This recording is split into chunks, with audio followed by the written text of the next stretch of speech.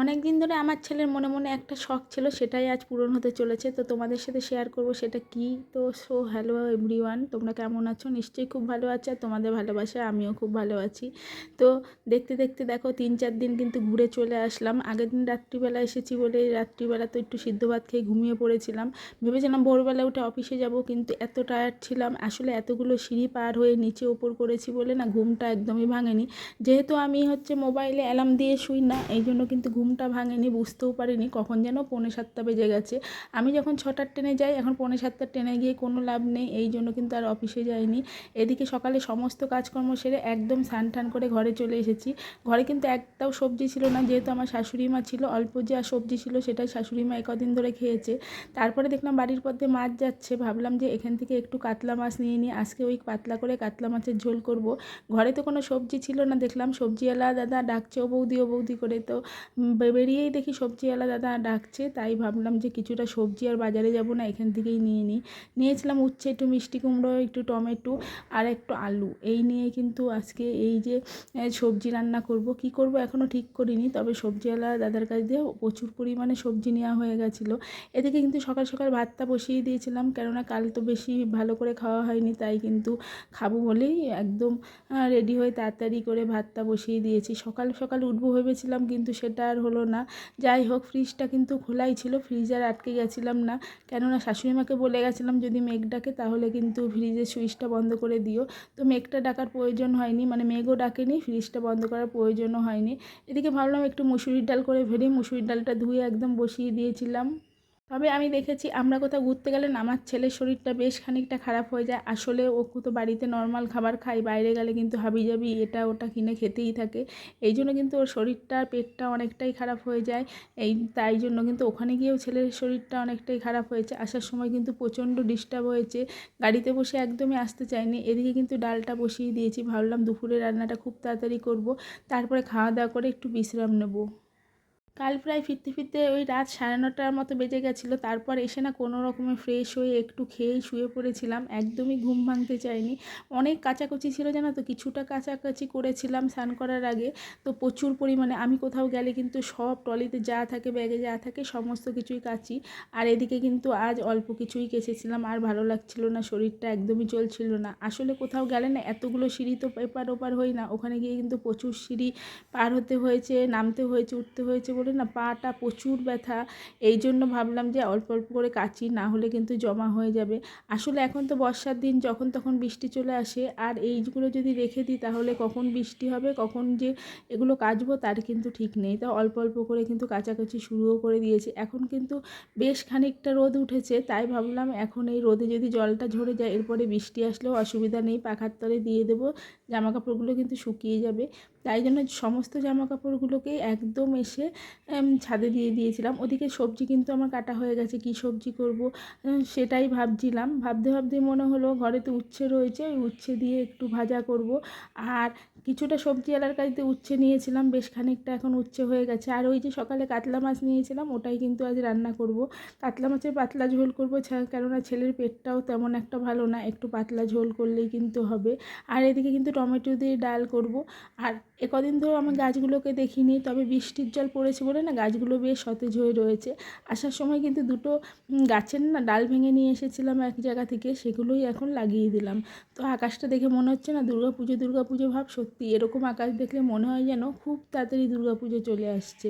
আর এতটাই রোদ উঠেছিল সেই সময়, ভাবলাম যে কত তাড়াতাড়ি নিচে নামবো। ডালটা ভেঙে এনেছিলাম, ভাবলাম এখানে একটু লাগিয়ে থুই, একটু শেকড় গজালে তারপরে অন্য একটা টবে দেবো, তাই জন্য কিন্তু একদম ওই ডাল দুটো ওখানে পুঁতে দিলাম। আর তারপরে নিচে চলে গেলাম, ভাজবো একটু আলু আর পটল কেটে নিয়েছিলাম। আজ আর আলু কুচি কুচি করে কাটিনি, এই চাক করে কেটেছিলাম। তবে চাক করে আলু ভাজা খেতে আমার বেশ পছন্দ লাগে, আমার ছেলেও বেশ খায়। তো পটল তো ভেজেও নিলাম। এদিকে দেখো পটল ভাজাটা হয়ে যাওয়ার পরে এটা আলুটা ভেজে নিয়েছি। আর আলু ভাজা করতে করতে ভাবলাম যে এইবার তো মাছ মাছগুলোকে ভাজতে হবে, পাতলা ঝোল করব। ওদিকে ডালটাও সিদ্ধ করে রেখে দিয়েছি। রান্নাঘরের কাজটা কত তাড়াতাড়ি মিটবে সেটাই ভাবছিলাম। আর এত ঘুম পাচ্ছিল, মনে হচ্ছিলো যেন গিয়ে শুয়ে পড়ি, রান্নাবান্না ওদিকে থাক, কিন্তু না খেলে তো হবে না। ওখানে তো ডিশ খাওয়া দাওয়া হয়েছে বেশি, তাই ভাবলাম যে না, বাড়িতে এসে একটুখানি হালকা পাতলা কিছু খেতে হবে। এদিকে সব কিছু এনে তো ছেলের মানে এক্সারসাইজ টেবিলের ওপর রেখেছিলাম, সেখান থেকে এখন এটা ওটা গুছিয়ে ফেলছি। আসলে এই যে গুছাতে গুছাতে যে কতদিন চলে যাবে সেটাও মানে ভাবছি, যে এতগুলো জিনিস যখন নিয়ে গেছিলাম তখন তো বেশ আনন্দ করে নিয়ে গেছিলাম, আনার পরে কিন্তু সমস্ত কিছু কেচে ধুয়ে উঠাতে হবে। এদিকে টেবিলটা মোটামুটি কিন্তু আমি পরিষ্কার করে ফেলেছি, কেননা কিছুটা তো জামা কাপড় কেচে ফেলেছি, এই জন্য আর অসুবিধা হবে না। আর টলিতে বেশ কিছু জামা কাপড় রয়ে গেছে, ব্যাগেও বেশ কিছু জামা কাপড় রয়ে গেছে। আমি তো আমার জন্য পার্সোনালি ছোটো ট্রলিটা নিয়ে গেছিলাম, আর আমার বর আর আমার ছেলের জন্য নিয়ে গেছিলাম একটা ব্যাগ। তাতেই কিন্তু দুজনে জামা কাপড়গুলো এঁটে গেছিলো। এদিকে অনেক দিন ধরে না একটু চাল কুমড়ো ছিল, ভাবলাম চাল কুমড়োটা কী হবে, ওটা তো নষ্ট হয়ে যাবে। একটু মুগের ডাল ছিটিয়ে দিয়ে চাল কুমড়োটাকে ভেজে নিই, খেতে কিন্তু খুব ভালো লাগে। জিরে, তেজপাতা, শুকনো লঙ্কা ফোড়ন দিয়ে সর্ষের তেলের ভেতরে তারপর না একটু মুগ ডাল ছিটিয়ে দিয়ে ওটাকে ভালো করে একটু ভেজে টেজে চাল কুমড়োটা দিয়ে দিয়েছিলাম। আর চাল কুমড়ো এরকমভাবে ঘন্ট করলে না বেশ ভালো লাগে খেতে। এটা আমি আমার মার কাছ দিয়ে শিখেছি যে চাল কুমড়ো ঘন্টটা কীভাবে করতে হয়। তবে সত্যিই কিন্তু ভালো হয়েছিল চাল কুমড়ো ঘন্টটা খেতে। তবে আগে যেন আমার শাশুড়ি মা বাড়িতে চাল কুমড়ো, মিষ্টি কুমড়ো এসব গাছ লাগাতে না বেশ হতো। এখন যত বয়স হচ্ছে সেই গাছপালা লাগাচ্ছেও না, আর সেই বাড়িতেও আর হচ্ছে না। এখন যেসব সবজি কিনে খাচ্ছি সব সবজি কিনে খেতে হচ্ছে, বাড়ির থেকে আর পাওয়া যাচ্ছে না। যাই হোক, মাছটা করার জন্য একটুখানি টমেটো, একটু কাঁচা লঙ্কা আর বেটে নেব, এই জন্যই কিন্তু মিক্সিতে একটুখানি গুঁড়িয়ে নিতে হবে।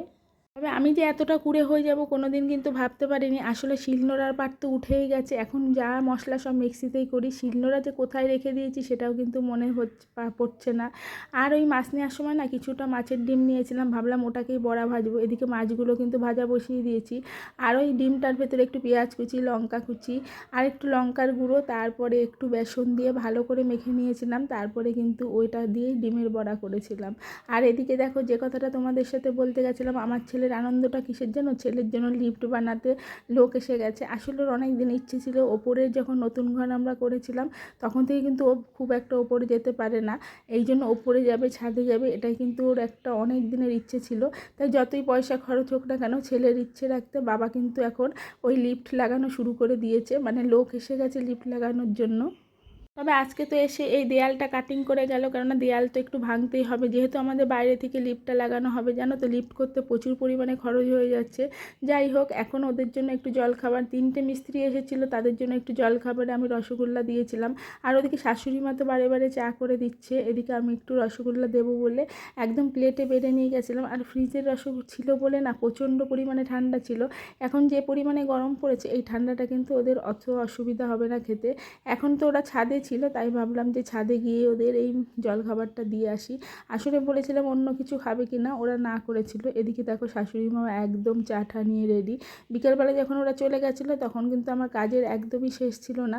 যেই পরিমাণে ভাঙা হয়েছিল তা ধুলো বালি আর পাথরে পুরো ভরে গেছিলো। এখন কিন্তু আমি ওইগুলোই পরিষ্কার করতে লেগেছি। বিকেলবেলা কিন্তু একটু আজকে সময় পাইনি, আর দুপুরবেলা শুয়েও নি, কেননা ওরা যাওয়ার পর থেকে একটু একটু করে কাজ করছি। বাড়ি ঘরে ধুলো বালিতে ভরে গেছে, আর তাই জন্যই ভাবলাম আগে সানসেটটাকে পরিষ্কার করে ঝাড় দিয়ে নিই, তারপরে নিচটা পরিষ্কার করব। ওদিকে কিন্তু যে পাথরগুলো বড় বড় চাইগুলো পড়েছিল নিচে দেয়াল ভাঙা, সেগুলো কিন্তু একদমই মিস্ত্রিরাই নিচে নামিয়ে দিয়ে গেছে, কিন্তু প্রচুর পরিমাণে ধুলো আর নিচে যে ছোট ছোট পাথর ছিল সেগুলোকে আমি এখন পরিষ্কার করে ফেলছি। আর বিকাল যে কোনভাবে কেটে গেল, সন্ধ্যা হয়ে গেল, সেটাই কিন্তু বুঝতে পারলাম না। তবে কোথাও থেকে ঘুরে আসার পর রেস্ট নেবো কি, আমার কিন্তু কাজের আর শেষ হলো না, এখন কিন্তু আরও খাটনির মানে কাজ শুরু হয়ে গেল। যাই হোক, এই যে ভাঙাচোরা হলো, এরপরে তো যখন লাগাবে তখনও কিন্তু মানে অনেকটাই খাটনি হবে। এদিকে দেখো, দেয়ালটা বেশ সুন্দর করে ভাঙাচোরা মানে ভেঙেছে, বেশ কাটিং করেছে। অন্যদিকে কিন্তু একটুও ভাঙেনি, তাই জন্যই বাইরে থেকে মিস্ত্রি আনা হয়েছিল। ওরা যে যন্ত্র দিয়ে কেটেছিল চারিদিকে কিন্তু ভাঙবে না, যেটুকু জায়গা ভাঙার ওইটুকুও ভাঙবে। এখন আমি পুরো রান্নাঘর থেকে, মানে শাশুড়ি মা যেখানে রান্না করে সেখান থেকে পুরোই পরিষ্কার করে নিচ্ছিলাম, একটু মুছেও নিতে হবে, কেননা পুরো ধুলো ধুলো হয়ে সাদা রং হয়ে গেছিলো। তবে লিফটটা লাগানোর পর আমার ছেলের খুব সুবিধা হবে, ও নিচের ওপর যখন খুশি যেতে আসতে পারবে। আর এটাই ছিল আমার ছেলের খুব আনন্দের বিষয়। আর এদিকে দেখো জল দিয়ে পুরো ধুয়ে দিলাম, আর এদিকে জুতোগুলো ছিল সেগুলো একদম সাদা হয়ে গেছিলো, সেগুলো একদম ধুয়ে ঠুয়ে জল দিয়ে একদম পরিষ্কার করে আমার কিন্তু এই আজকের মতো কাজটা ওখানেই শেষ হয়ে গেছিলো। আর তারপরে একটু বিশ্রাম নিয়েছিলাম। আমার ভিডিওগুলো তোমাদের কেমন লাগছে অবশ্যই জানিও। আজ তো এখানেই শেষ করছি, তোমরা ভালো থেকো, টাটা।